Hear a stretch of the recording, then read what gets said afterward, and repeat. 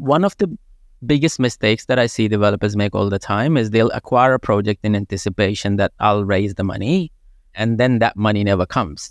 And now they have a project which is midway, and we're like, okay, the money is not here. And so what do I do? And now with every passing month, every passing day, every passing week, it's the law of diminishing returns applied to you, And so the deal doesn't work on day one. It's definitely not going to work on day 10. And it's definitely not going to work on, day 55 or day 62 once down the track.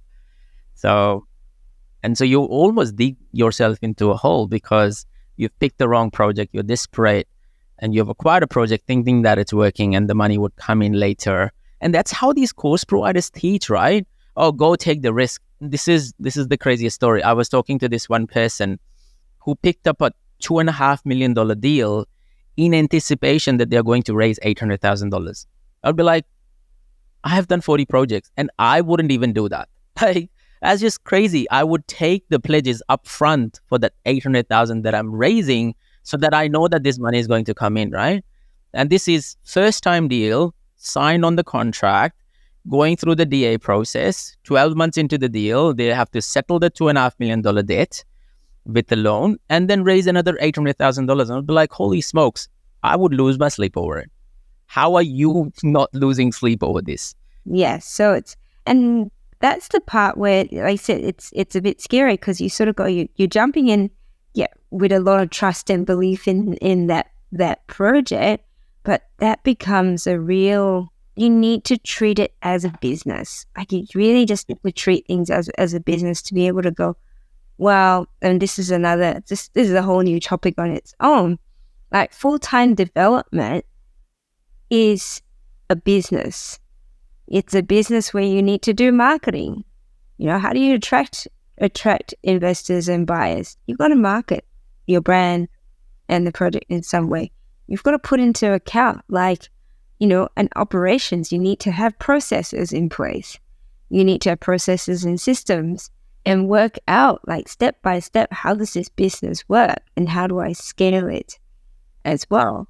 And if you sort of look at development as a project by project type thing and not look at it as a business on its own, then you're going to really struggle from that. It's going to always be sort of almost like a side hustle aspect. You know what I mean?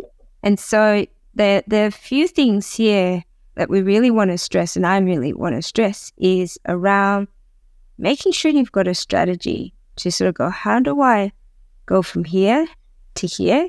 And if it's 5 years or whichever, I look at it now, and if I had to do it all over again, I would have definitely, and if anyone says to me, how do I go to full-time development? I'm like, if you've got a job, or if you've got a business, make as much money as you can, leverage as much serviceability as you can, and buy as much sort of high-yielding properties as you can. Couldn't say any better. 100%. And then at least you've created that buffer. You've created that buffer of income.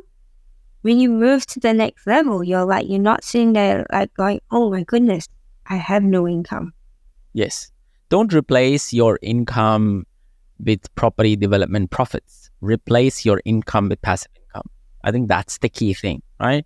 And so that's exactly what everyone does. Any successful developer who has buffers in place, we have high cash flow positive properties, super cash flow positive properties, basically.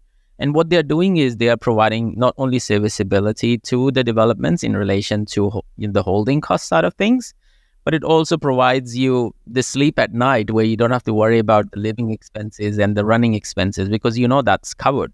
One of the strategies that I follow for my own self is, I acquire these super cash flow positive properties and I place them in a trust in such a way that they are there to hold my development sites so that I can do developments in the future. And so they become a natural sort of a cross hedge within the strategy where I have one property that is bringing in, close to $40,000 or $50,000 in positive cash flow, and one property which is super negative, and both of them combined together in a singular trust basically offsets each other, not costing me my lifestyle, right? And so ultimately that's what you need to do. That's what you need to plan for. You need to actively work towards that in order to making sure that, this is sustainable.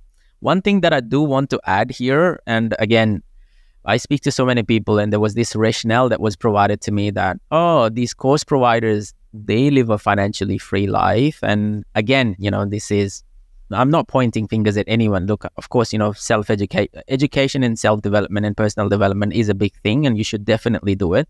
There is no harm in doing that.